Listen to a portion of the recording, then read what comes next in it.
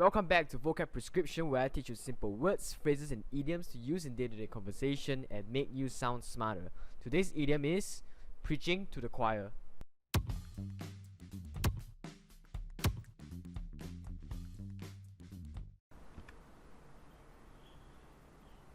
The definition of preaching to the choir is to try to persuade people who have already agreed with you.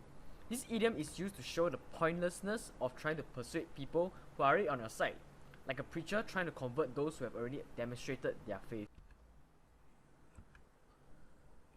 Because this phrase is used to establish the fact that the listener and you are on the same team, this idiom can be used to increase the trust and cooperation between the both of you. However, as the idiom is used to illustrate the pointlessness of the previous statement, it can sound demeaning if the tone and body language reflects a vibe that gives off the "thanks, Mr. Obvious" signal.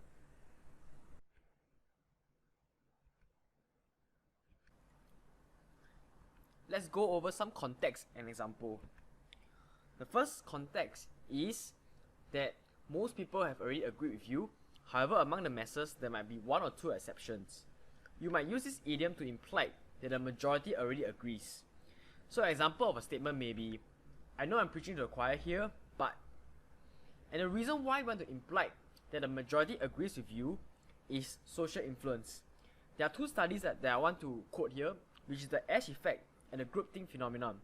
Basically, an individual is more likely to follow the majority of a group than to question and stand out. It's a very interesting study. I highly recommend y'all to read out on it and see the experiments for yourself. So in our context here, we are trying to induce this effect to erase any future objections. So for example, you are the CEO of a company and you are in the process of making a controversial or big decision. Your mission is you want to imply to everyone that majority of them supports your decision. Just a quick disclaimer, I'm not a psychologist, and this example purpose is not to teach any viewers how to manipulate people. The purpose is to form a sentence with the idiom in a teaching English YouTube video. Now that we got it out of the way, you can say something like this. I know I'm preaching to the choir here, but we need to cut our ties with company Y. They have been nothing but trouble to us. The second context is to let the listener know you are on his or her side. The purpose is to reassure that you are both on the same page and in the process gain an ally.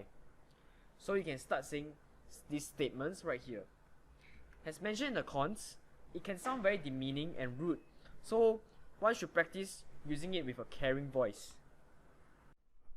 So for our second example, the background is that due to the recent recession, your company is going through layoffs.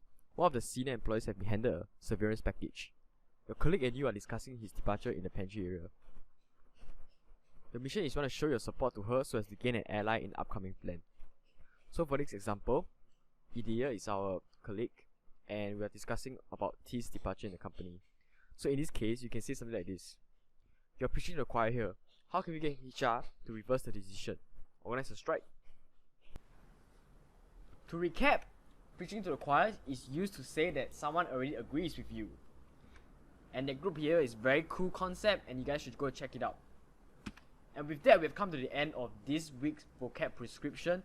Please subscribe to Vocab Haven and press the like button to get to know more vocabulary. Thanks guys.